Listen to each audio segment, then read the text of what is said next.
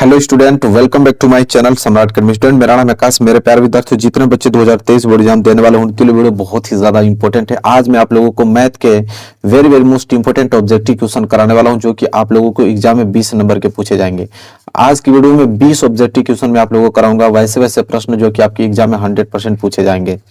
तो वीडियो को लाइक कर दो, चैनल पर न हो तो चैनल को सब्सक्राइब करके बेल आइकन को प्रेस कर लो।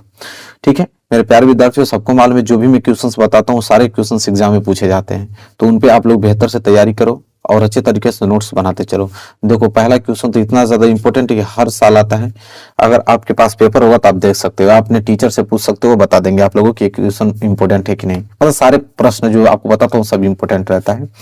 देखो कैसे लगाएंगे। प्रश्न यह है, 1 से 9 तक की प्राकृतिक संख्याओं का समांतर माध्य होगा। मुझसे पहले ही आंसर बता दो, कॉपी और पेन लेके बैठो, मुझसे पहले ही आप लोग बता दो। हालांकि मैं पूरा लगाकर आप लोगों को बताऊंगा कि 1 से 9 तक की प्राकृतिक संख्याओं का समांतर माध्य होगा। देखो कितना सिंपल टॉपिक है, कैसे लगाओगे इसका। देखो 1 से 9 तक, पहले प्राकृतिक संख्या आपको बताओ। प्राकृतिक संख्या 1 से लेकर 9 तक क्या होती है, तो सिंपल आप बताओ कि प्राकृतिक संख्या 1 से लेकर 9 तक 1 2 3 4 5 6 7 8 9, 1 से लेकर 9 तक प्राकृतिक संख्या हो गया। ठीक है, इसका समांतर माध्य पूछा है। ठीक है, समांतर माध्य के लिए करना क्या होता है कि जो भी संख्या दी होती है सबका योग कर दो। जितनी भी संख्या आपके पास है सबका योग कर दो।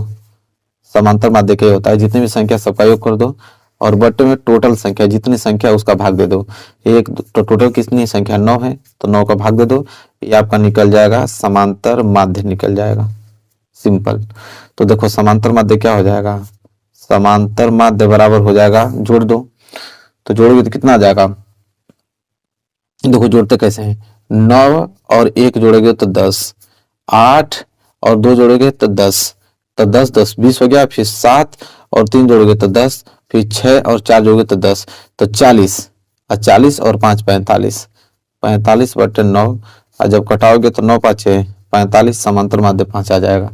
तो सिंपल क्या हो जाएगा, यहाँ पे समांतर माध्य 5 आ जाएगा। ठीक है, हालांकि देखो ऑप्शन हमने दूसरा लिखा है, ऑप्शन उसमें लिखा ही नहीं हमने 5, ये किसी दूसरे का ऑप्शन हमने उठा के लिख दिया है, यह होगा 5। ठीक है, ऑप्शन सी जो है इस प्रश्न का राइट आंसर हो जाएगा।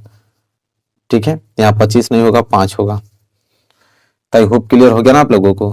तो 1 से 9 तक की प्राकृतिक संख्याओं का समांतर माध्य इस प्रकार आप निकालोगे।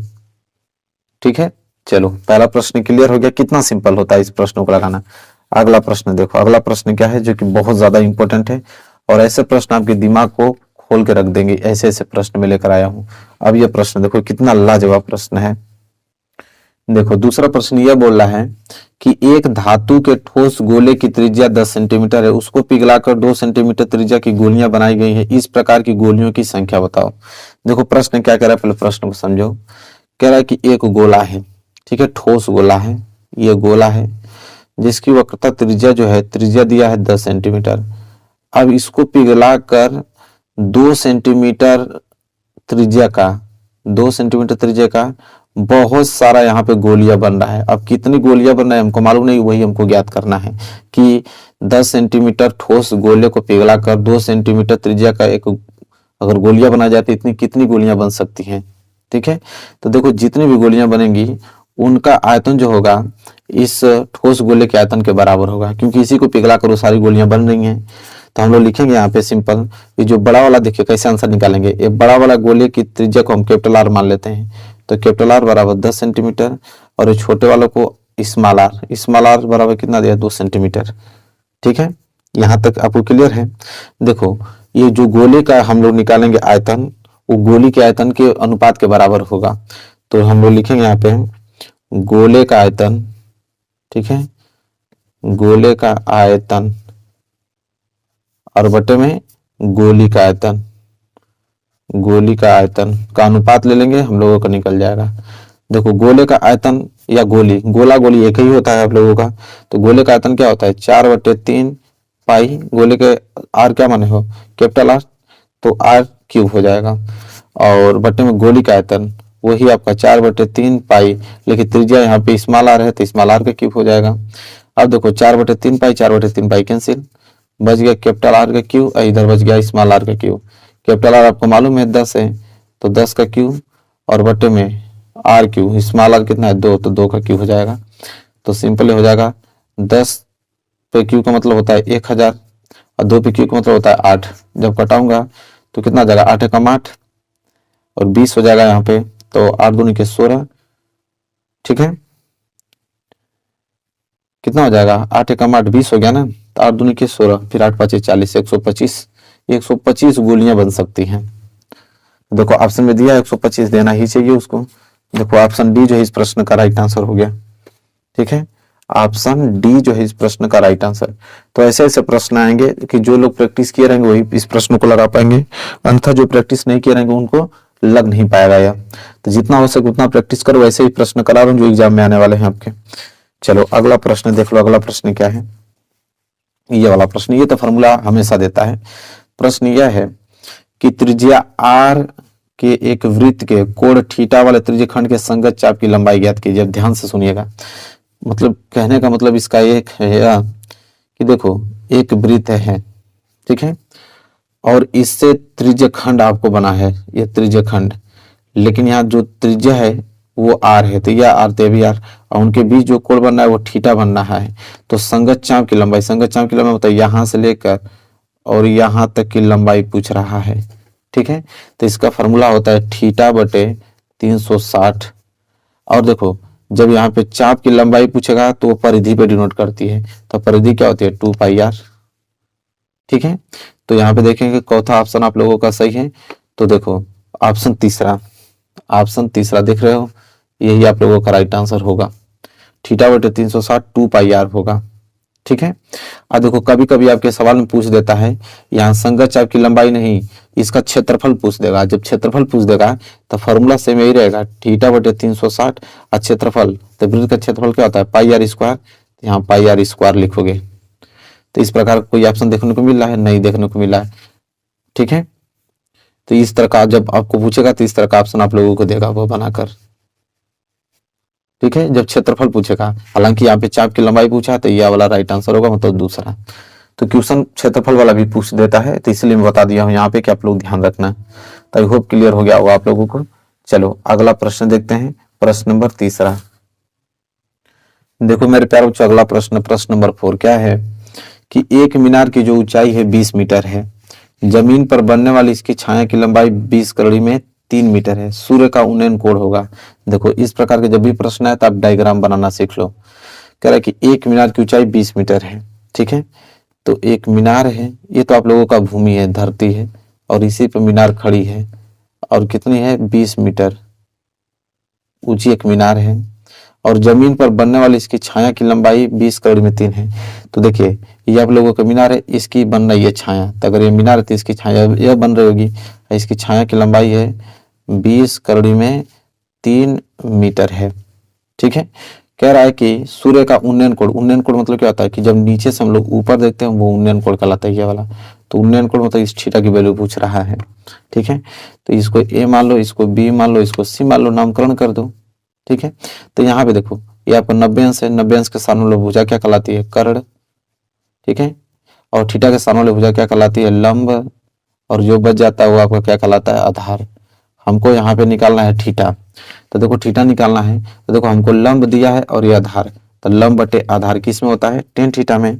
तो लिखोगे कि त्रिभुज ABC में, ABC में हम क्या करेंगे कि tan थीटा लेंगे, tan थीटा बराबर लंब बटे आधार होता है। तो यहाँ पे हो जाएगा tan थीटा बराबर लंब कितना है यहाँ पे 20, ठीक है, और आधार कितना है जी 20 कड़ी में 3 है, तो 20 से 20 कैंसिल, तो ऊपर 1 बच गया, तो यहाँ पे हो जाएगा tan थीटा बराबर 1 बटे कड़ी में 3। ट्रिग्नोमेट्री टेबल याद होगा आप लोगों को कि tan कितना अंश का वैल्यू 1 बटे कड़ी में 3 होता है। ठीक है, तो tan 30 अंश का वैल्यू 1 बटे कड़ी में 3 होता है, तो ये तो tan थीटा रहेगा। 1 बटे कड़ी में 3 को हम tan 30 अंश लिख सकते हैं, बिल्कुल लिख सकते हैं। तो यहाँ से tan हो जाएगा कैंसिल, यहाँ हो जाएगा थीटा बराबर कितना अंश 30 अंश। देखो ऑप्शन में दिया है, बिल्कुल दिया होना चाहिए, देखो दिया है ना, ऑप्शन बी जो है इस प्रश्न का राइट आंसर हो जाएगा। ठीक है, मैं प्रश्न को पहले दिखा देता हूँ, यह था प्रश्न और इसका राइट आंसर हो जाएगा बी 30। ठीक है, चलो अगला प्रश्न देखते हैं। देखो अगला प्रश्न तो और ज्यादा सिंपल है।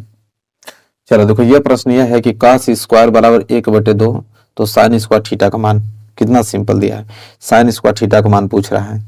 देखिए कैसे लगाएंगे, कॉस स्क्वायर बराबर 1/2 है, तो साइन स्क्वायर थीटा का मान पूछा है ना, तो फार्मूला होता है कि साइन स्क्वायर थीटा बराबर 1 माइनस के कॉस स्क्वायर थीटा, यह फार्मूला होता है। तो यह हो जाएगा आपका साइन स्क्वायर थीटा बराबर 1 माइनस के कॉस स्क्वायर थीटा वैल्यू कितना है 1/2, तो ये हो जाएगा 2 एकम 2 और 2 में से 1 जाएगा तो 1/2। तो देखो 1/2 दिया है, देखो बिल्कुल ऑप्शन डी जो है इस प्रश्न का राइट आंसर हो जाएगा। देखो ये डी वाला जो है राइट आंसर हो जाएगा 1/2। तो ऐसे ऐसे प्रश्न बनेंगे जो कि बहुत आसान होंगे, आराम से कर पाओगे। चलो अगला प्रश्न देखते हैं। चलिए देख लेते हैं अगला प्रश्न। और अगला प्रश्न मैं पढ़ता हूँ, यह है कि बिंदु 5,0 और -12,0 के बीच की दूरी। तो देखो दूरी सूत्र लगा देंगे, दो बिंदु के बीच की दूरी का सूत्र फार्मूला आप लोगों को मालूम होना चाहिए कि फार्मूला यह होता है कि x2 माइनस x1 का होल स्क्वायर और प्लस y2 माइनस y1 का होल स्क्वायर। ठीक है, और इस पर रख लीजिए x2 यहाँ पे क्या -12 और माइनस x1 क्या यहाँ पे 5, तो इसका क्या हो जाएगा होल स्क्वायर और प्लस y2 कितना है 0 और माइनस y1 कितना है यहाँ पे 0, इसका होल स्क्वायर। तो करेंगे तो -12 - 5 कितना हो जाएगा -17 का होल स्क्वायर और प्लस 0 में से 0 गया तो 0 का होल स्क्वायर। फिर यह हो जाएगा -17 का होल स्क्वायर करोगे तो आ जाएगा प्लस के 289 और प्लस के 0 जोड़ोगे तो आपका 289 ही आएगा। और 289 का वर्गमूल कितना होता है यहाँ पे, जैसे 289 को आप लिख सकते हो 17 × 17 और यहाँ से 17 इसका राइट आंसर आ जाएगा 17 इकाई। देखो दिया है, बिल्कुल देना ही चाहिए इसको। तो 17 देखिए दिया है ऑप्शन डी। देखो ऑप्शन डी जो इस प्रश्न का राइट आंसर हो जाएगा। तो पूछता है आप लोगों को दो बिंदु दे देगा, जैसे एक बिंदु का निरीक्षण किया है और एक बिंदु का निरीक्षण किया है, बीच की दूरी पूछा है, यह फार्मूला लगाना है और मान रखना, आप लोगों का आंसर आ जाएगा। चलिए अगला प्रश्न देख लेते हैं। देखो यह प्रश्न बहुत ज्यादा इंपॉर्टेंट है। देखिए यह प्रश्न यह है कि दो समरूप त्रिभुजों की भुजाएं 4 समद्विबाहुओं के अनुपात में हैं, इन त्रिभुजों के क्षेत्रफलों का अनुपात ज्ञात कीजिए। देखिए एक ट्रिक बताता हूँ और वो ट्रिक हमेशा अप्लाई कर लेना, तुरंत इसका आंसर आ जाएगा। ठीक है, देखो ट्रिक यह है, इसका ट्रिक याद कर लो कि जब आपको भुजाएं का अनुपात दिया रहे, भुजा का अनुपात जब दिया रहेगा, आपको क्षेत्रफलों का अनुपात पूछेगा। भुजाओं का अनुपात दिया है ना आपको, क्षेत्रफलों का अनुपात पूछेगा, तो हमेशा आप लोग इसका वर्ग कर दो। जैसे 4/9 है तो 4/9 का वर्ग कर दो तो 16 आ जाएगा और 9 81 आ जाएगा। ठीक है, 16 और 81 देखो ऑप्शन सी जो है इस प्रश्न का राइट आंसर हो जाएगा। लेकिन आपके एग्जाम में क्या होता है कि एग्जामिनर क्या करता है, कभी कभी क्षेत्रफलों का अनुपात दे देता है और भुजाओं का अनुपात पूछता है। जब भुजाओं का अनुपात पूछेगा ना तो आप हमेशा वर्ग नहीं वर्गमूल निकालना। क्या निकालना? वर्गमूल। ठीक है, यह ट्रिक है, याद रखना। जब भुजा देके क्षेत्रफलों का अनुपात पूछेगा तो वर्ग निकालना, और जब क्षेत्रफलों का अनुपात देके और जब भुजाओं का अनुपात पूछेगा तो वर्गमूल निकाल देना, तुरंत निकल जाएगा। तो ये ट्रिक याद रखना। ठीक है, एग्जाम में इससे प्रश्न 100% बनने वाले हैं। चलो अगला प्रश्न देखते हैं। देखो मेरे प्यारे बच्चों अगला प्रश्न तो बहुत ज्यादा सिंपल है कि समीकरण दिया हुआ है, कह रहा है कि इसका विविधकर ज्ञात कीजिए। विविधकर मतलब डी का वैल्यू, डी बराबर क्या होता है b² - के 4ac, बस वैल्यू रख दो।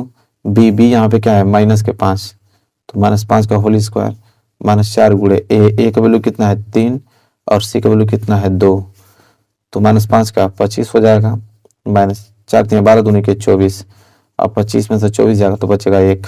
ठीक है, और देखो ऑप्शन बी जो इस प्रश्न का राइट आंसर हो जाएगा। तो यह प्रश्न तो आप लोग करना जानते हो ना, जब विविधकर पूछे तो यही फार्मूला होता है। ठीक है, और ये आपका ए का वैल्यू हो जाएगा, ये आपका बी का वैल्यू हो जाएगा, ये आपका सी का वैल्यू, बस वैल्यू रख दो, विविधकर निकल जाएगा। चलो ये भी प्रश्न बहुत सिंपल था। अगला प्रश्न देखो क्या है। अगला प्रश्न यह है कि यदि द्विघात समीकरण 3x² - 6x + k = 0 के मूल बराबर है। देखिए मूल बराबर या मूल समान, जब भी आपको कह दे कि कोई एक समीकरण द्विघात समीकरण दिया है और कहेगा कि इसके मूल जो है समान है, तो k का मान ज्ञात कीजिए। ऐसे प्रश्न हमेशा बनेंगे, 100% बनेगा। जब इस प्रकार का प्रश्न आ जाए तो करोगे क्या? देखो उस समय आप करोगे या कि जब मूल समान है तो जो d बराबर b² - 4ac विविधकर होता है, वह विविधकर 0 के बराबर होने लगता है जब मूल समान होता है। तो b² - 4ac जो है किसके बराबर कर देंगे 0 के, और यहाँ से वैल्यू ले लो, तो ये हो जाएगा बी। बी का वैल्यू कितना है यहाँ पे, तो बी का वैल्यू यहाँ पे 3 आ गया, ठीक है। ए का वैल्यू कितना है, बी का वैल्यू 6 है यहाँ पे, पहले ऐसे लिख लो, हटाओ। यहाँ देखो ए का वैल्यू कितना है 3, बी का वैल्यू निकलो -6 और सी का वैल्यू हो जाएगा के। अब यहाँ पे रख दो ये सारे वैल्यू, बी स्क्वायर, बी क्या है -6, तो -6 का होल स्क्वायर -4 गुणे ए का वैल्यू कितना है जी 3 और सी का वैल्यू कितना है के बराबर 0। तो -6 का स्क्वायर करोगे तो 36 और -4 12 के बराबर 0, तो 36 बराबर -12 के उधर जाएगा तो +12 के, 12 से काट दो, 12 काटोगे तो 12 36, तो के बराबर क्या आ जाएगा 3 आ जाएगा, ठीक है। तो के का वैल्यू 3। तो जब भी आपको पूछे कि मूल समान है तो विभुत्तर को 0 के बराबर कर देना और एबीसी का वैल्यू निकाल के रख देना, आंसर मिल जाएगा। तो इसका आंसर क्या है 3। देखो ए जो है इस प्रश्न का राइट आंसर हो जाएगा। तो ऐसे प्रश्न बनेंगे जो कि बहुत आसान होते हैं, कर लोगे। अगला प्रश्न देखो, अगला प्रश्न क्या है, यह प्रश्न कह रहा है कि के किस मान के लिए समीकरण युग्म में इतना और इतना का एक अद्वितीय हल होता है। देखो ये दो चर वाले रैखिक समीकरण से दो इक्वेशन दिया है ना, कह रहा है कि के का वैल्यू निकालिए और इसका क्या है अद्वितीय हल होता है, ठीक है। अब देखो करना क्या है, पहला आपका है x - 2y बराबर 3, दूसरा समीकरण है 3x प्लस ky बराबर 1, ठीक है। समझो इसको लिखो x - 2y प्लस 3 इधर आएगा तो -3 बराबर 0, ये हो जाएगा 3x प्लस ky और प्लस 1 इधर आएगा तो -1 बराबर 0। इसे मान लो a1x plus b1y plus c1 बराबर 0 पहला समीकरण है। दूसरा समीकरण है तो a2x प्लस b2y और प्लस c2 बराबर 0 मान लो, ये दूसरा है। तुलना कर दो तो यहाँ कुछ नहीं तो एक छिपा हुआ होगा, तो x से x काटोगे तो a1 बराबर 1, y से y काटोगे तो b1 बराबर -2 और c1 बराबर क्या आ जाएगा -3, ठीक है। इसी तरह यहाँ से x काटोगे तो a2 बराबर कितना आ जाएगा 3, y काटोगे तो b2 बराबर कितना आ जाएगा k और c2 बराबर कितना आ जाएगा -1, ठीक है। आपको बोला है कि एक अद्वितीय हल होता है, तो देखिए एक अद्वितीय हल होने का शर्त क्या होता है कि a1 बटा a2 जो है वो बराबर नहीं होता है b1 बटा b2 के, यही आप लोगों का अद्वितीय हल होने का शर्त होता है।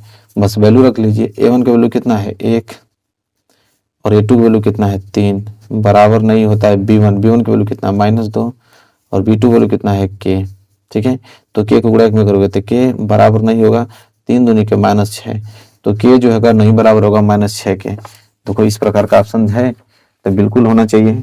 ऑप्शन डी जो है इस प्रश्न का राइट आंसर होगा, k बराबर नहीं है -6 के। तो जब भी पूछे कि एक अद्वितीय हल होता है तो उसका होता है a1 बटा a2 बराबर नहीं होता है b1 बटा b2 के, याद रखिएगा, ठीक है। तो इस तरह फॉर्मेट में हम लोग इस प्रश्न को लगाते हैं। आई होप क्लियर हो गया होगा। चलो अगला प्रश्न देखो, यह प्रश्न क्या है। देखो अगला प्रश्न बहुत सिंपल है कि किसी धनात्मक पूर्णांक p के लिए प्रत्येक धनात्मक विषम पूर्णांक का रूप होगा। कह रहा है कि अगर p के जगह पे अगर मैं कोई धनात्मक पूर्णांक रखता हूँ, p का वैल्यू अगर कोई भी धनात्मक पूर्णांक अगर इन वैल्यू में रखता हूँ चार ऑप्शनों में, तो हमेशा धनात्मक पूर्णांक देखने को किस में मिलेगा, हमेशा प्रत्येक धनात्मक विषम पूर्णांक का रूप होना चाहिए।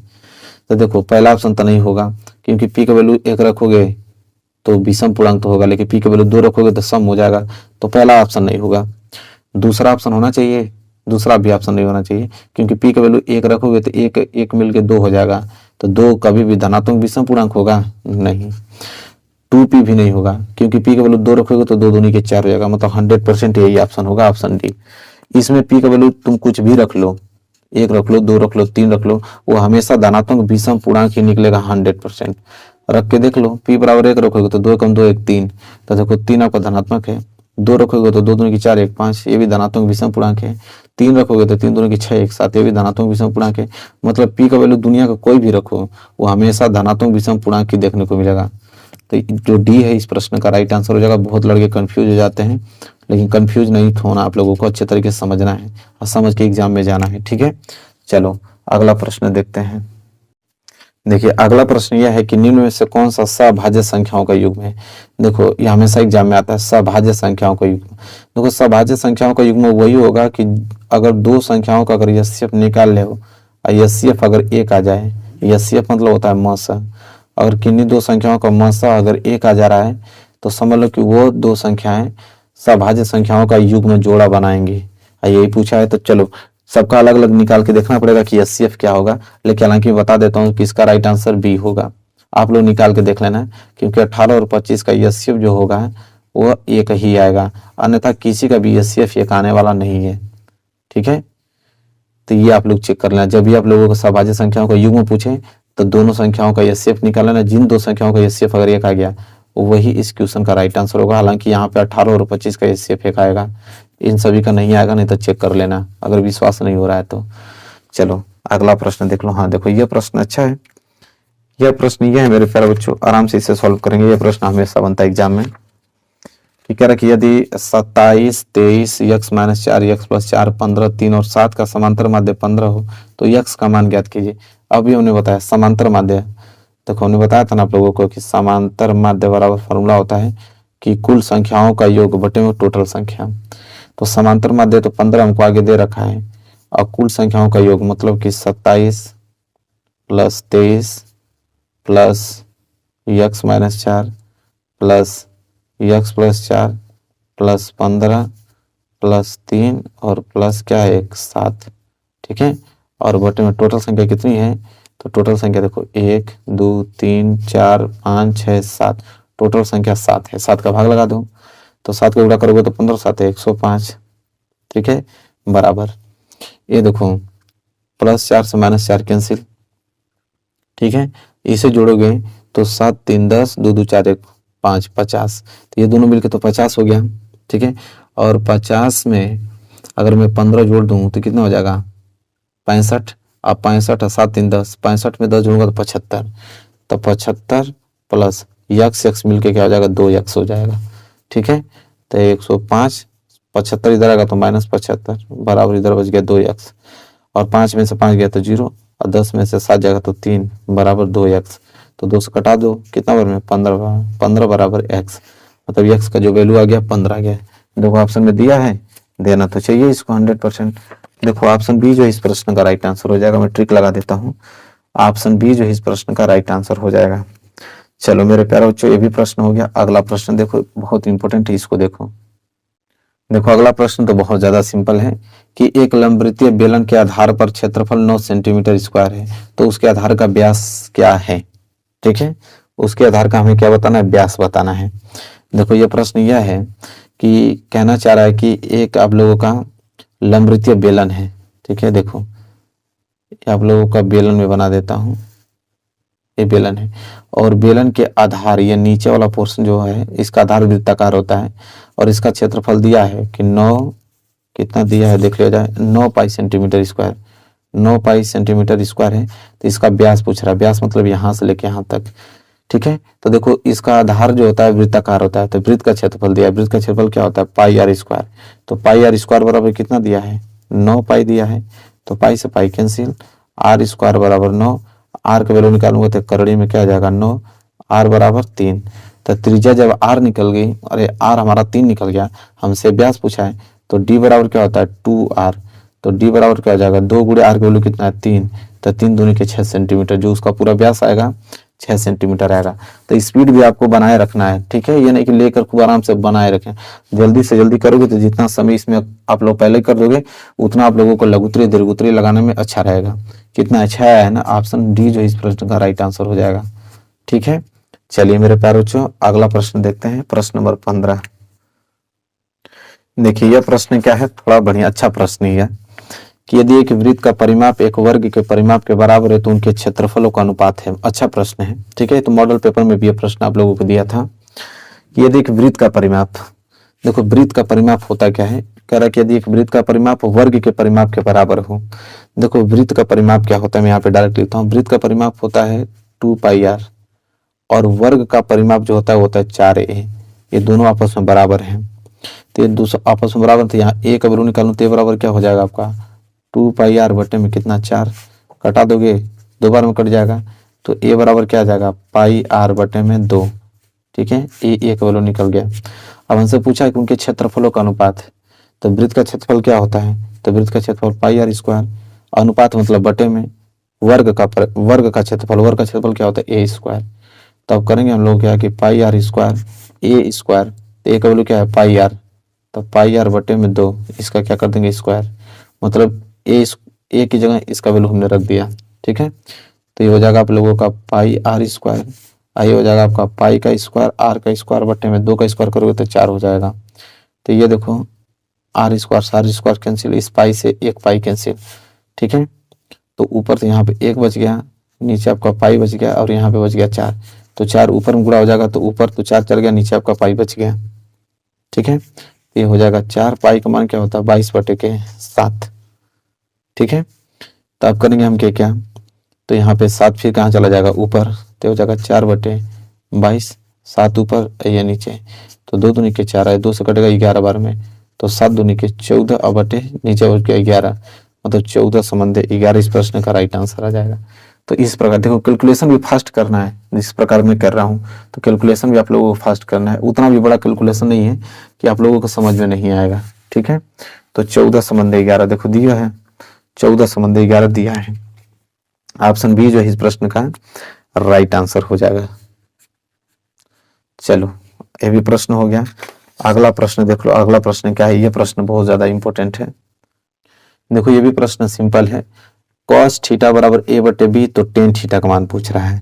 ठीक है, सिंपल है, कैसे लगाओगे देखो, सबसे पहले तो cos थीटा का वैल्यू दिया, cos थीटा बराबर a बटे बी, तो देखो हम क्या करेंगे इसको, देखो थोड़ा ऊपर कर देता हूँ, यहाँ पे लिखेंगे कि cos थीटा बराबर हमें a बटे बी दिया है, हमसे पूछ रहा है कि टेन थीटा का वैल्यू बताओ। हम क्या करेंगे, यहाँ पे फार्मूला लगाएंगे साइन थीटा का, साइन थीटा बराबर क्या होता है, करड़ी में 1 माइनस के cos स्क्वायर थीटा, सबको मालूम होता है, तो हो जाएगा करड़ी में 1 माइनस के cos स्क्वायर थीटा, मतलब cos का वैल्यू क्या है a बटे बी, इसका हम कर देंगे स्क्वायर, तो ये हो जाएगा आपका करड़ी में, इसका करेंगे तो कितना हो जाएगा a स्क्वायर, और b का करेंगे तो हो जाएगा b स्क्वायर, स्क्वायर करेंगे तो एक मान लीजिए b स्क्वायर आपका एलसीएम हो जाएगा, तो a का भाग देंगे तो b स्क्वायर, फिर एक को गुणा करेंगे तो b स्क्वायर, माइनस b से b स्क्वायर कैंसिल, बच गया a स्क्वायर, और वो भी किस में आ जाएगा करड़ी में, तो करड़ी में b स्क्वायर माइनस के स्क्वायर बटे में क्या आ गया b, ये किसका वैल्यू आया है, तो साइन थीटा का वैल्यू आया है।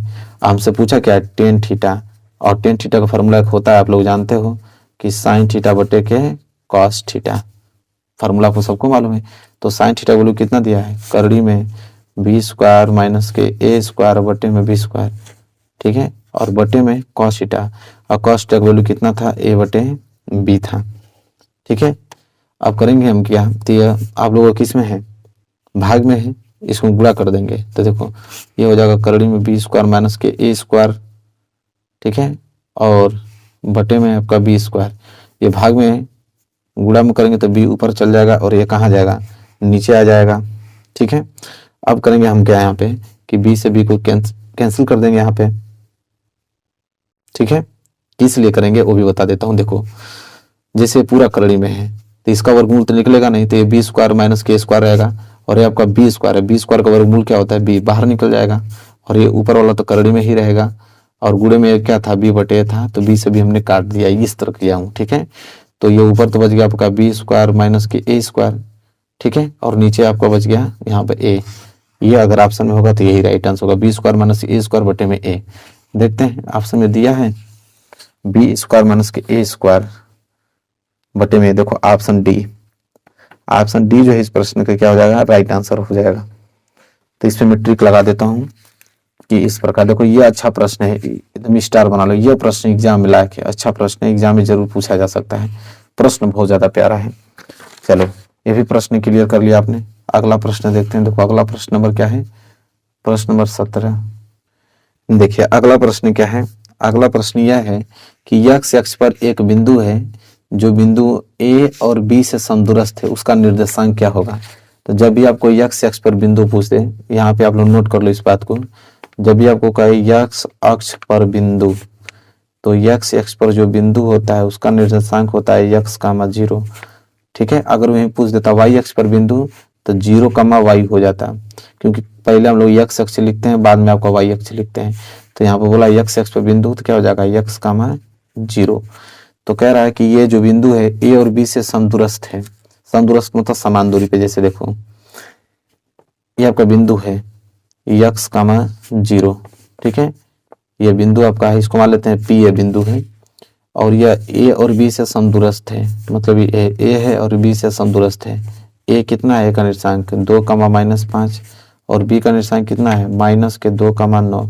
समदूरस्थ है मतलब समान दूरी पे हैं, तो x का निर्देशांक बताओ, ठीक है। मतलब निर्देशांक इसका, कि ये जो बिंदु आपको दिखाई दे रहा है जो इससे समदूरस्थ है, इसका निर्देशांक क्या होगा। तो देखो समदूरस्थ का मतलब ये चीज होता है कि यहाँ से लेकर यहाँ तक की जो दूरी है, इस दूरी के क्या होगी, बराबर होगी।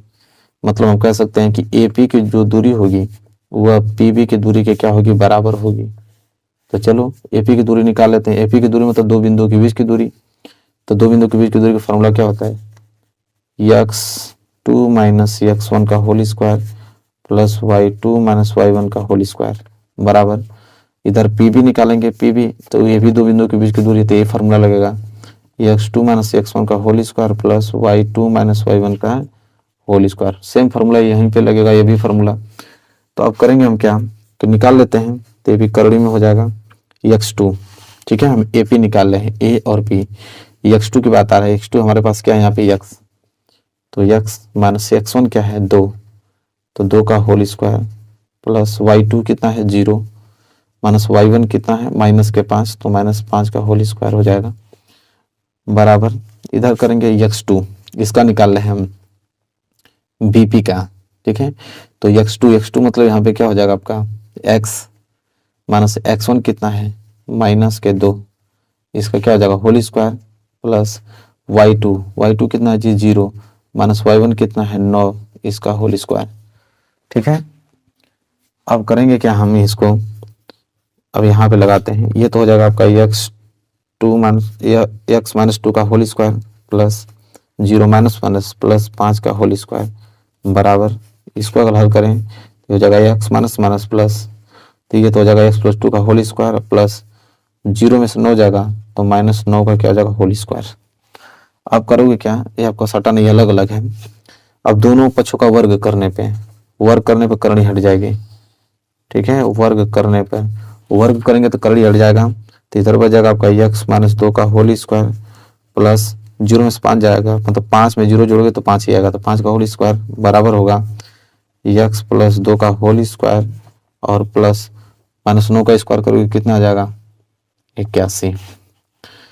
ये तो आपका a - b के होल स्क्वायर टूट जाएगा, तो क्या होता है a square plus b square minus के 2ab और प्लस 5 के स्क्वायर करोगे तो 25 बराबर। ये आपका a + b का होल स्क्वायर टूट जाएगा, मतलब a स्क्वायर प्लस के b स्क्वायर प्लस 2ab और इधर प्लस के 81 हो गया, ठीक है। अब करना क्या है, तो हो जाएगा x स्क्वायर, ये हो जाएगा 4, ये हो जाएगा आपका 4x और प्लस 25, ये हो जाएगा आपका x स्क्वायर प्लस ये हो जाएगा 4, ये हो जाएगा 4x और plus 81, x square plus 4 cancel हो जाएगा, ये हो जाएगा -4 और प्लस 4 इधर आएगा तो -4x बराबर 81 प्लस 25 उधर जाएगा तो -25, ये हो जाएगा -8x बराबर 11 में से 5 जाएगा तो 6, यहाँ 7 में से 2 जाएगा तो 5, ठीक है। तो x बराबर क्या हो जाएगा 56/-8, कटा दोगे तो x बराबर 8 7 56, x बराबर क्या आ जाएगा -7, ठीक है। तो x बराबर -7 आ गया। अब उस बिंदु का निर्देशांक पूछा है, तो x की जगह -7 रख देंगे, तो -7 का 0 उस बिंदु का निर्देशांक हो जाएगा, ठीक है। चलिए देखते हैं ऑप्शन में दिया है कि नहीं, तो ऑप्शन चेक कर लेते हैं। देखो -7 का 0, पहला ही ऑप्शन इस प्रश्न का राइट आंसर होगा, देख रहे हो ना। तो ऐसे प्रश्न है भाई, जब तक प्रैक्टिस नहीं रहे तब तो लगा नहीं पाओगे। ये बताओ, इतना बड़ा बड़ा प्रश्न आपको बहुविकल्पीय में दिया है, लग रहा है कि आप लोगों का लघु उत्तरीय पूछा है लगाने के लिए, तो ये बहुविकल्पीय बहुत इंपॉर्टेंट है। जब तक लगाना नहीं जाओगे तो कैसे आंसर निकाल पाओगे, तो प्रैक्टिस तो करनी ही पड़ेगी आप लोगों को। अगला देखो, अगला प्रश्न यह है, देखो अगला प्रश्न है कि समीकरण जो दिया है इसके मूलों का योग पूछा है। देखो मूलों का योग का फॉर्मूला होता है सिंपल, मैं लिख देता हूं यहाँ पे कि अगर आपसे पूछे कि मूलों का योग, ठीक है, तो मूलों का योग का फॉर्मूला होता है कि -x का गुणांक माइनस यक्स का गुणांक और बटे में यक्स स्क्वायर का गुणांक, यह फॉर्मूला होता है। ठीक है, तो यहाँ सिंपल देखोगे, यहाँ से निकाल लो अपना, माइनस का माइनस लगा दो, यक्स का गुणांक क्या है माइनस के 3, तो हो जाएगा माइनस के 3 बटे में यक्स स्क्वायर का गुणांक, यक्स और गुणांक क्या है 5, तो 5, तो माइनस माइनस प्लस, तो ऊपर 3 और नीचे 5, 3/5 इस प्रश्न का राइट आंसर होगा, जो कि पहला ऑप्शन दिख रहा है। ठीक है, देखो पहला, तो कितना सिंपल है, देख रहे हैं ना। तो ऐसे ऐसे क्वेश्चन, कुछ क्वेश्चन ऐसे है कि देखते ही आंसर कर दोगे, कुछ ऐसे क्वेश्चन के जब तक लगाओगे नहीं तब तक आंसर निकलेगा नहीं। तो आपको सब तरीके से प्रश्नों को प्रैक्टिस करके एग्जाम में जानी है। चलो अब अगला प्रश्न देखते हैं। देखो ये प्रश्न तो इजी है, बहुत समीकरण दिया है, x माइनस वाई बराबर 2, mx प्लस वाई बराबर 2 का हल होगा।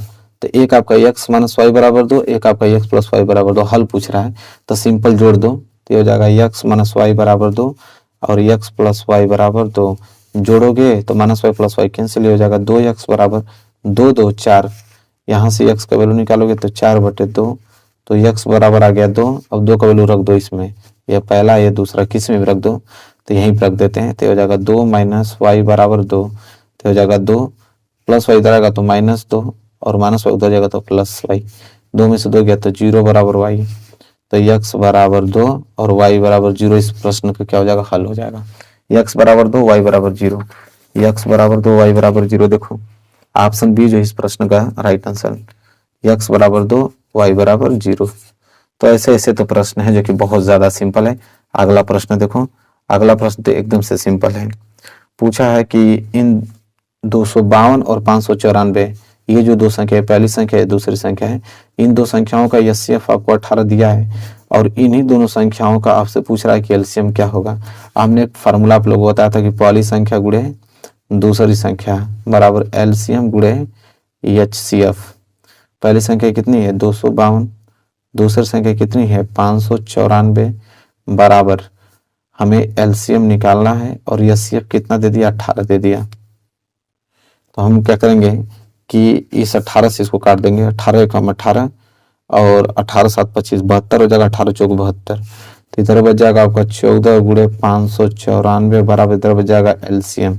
ठीक है, और जब इसकी मल्टीप्लाई आपस में करोगे तो 8316 देखने को मिलेगा एलसीएम बराबर, तो एलसीएम कितना गया 8316 और राइट आंसर क्या होगा 8316, ऑप्शन सी जो इस प्रश्न का है राइट आंसर हो जाएगा। तो आपने देखा कि 20 मोस्ट इंपोर्टेंट एमसीक्यू क्वेश्चन कराया जो कि लाजवाब थे, अच्छे अच्छे प्रश्न थे, इनकी प्रैक्टिस करके जानिए आप लोगों को। तो आई होप आपको क्लियर हो गया होगा मेरे प्यारे बच्चों। वीडियो कैसी लगी बताइए, वीडियो अच्छी लगी तो लाइक कीजिएगा, चैनल पर नए तो चैनल को सब्सक्राइब करके बेल आइकन को प्रेस कर लेना, एक भी प्रश्न बाहर नहीं जाएगा, एग्जाम में अच्छे से तैयारी करते रहो। तो चलो मेरे प्यारे बच्चों, मिलेंगे नेक्स्ट वीडियो में, तब तक के लिए धन्यवाद।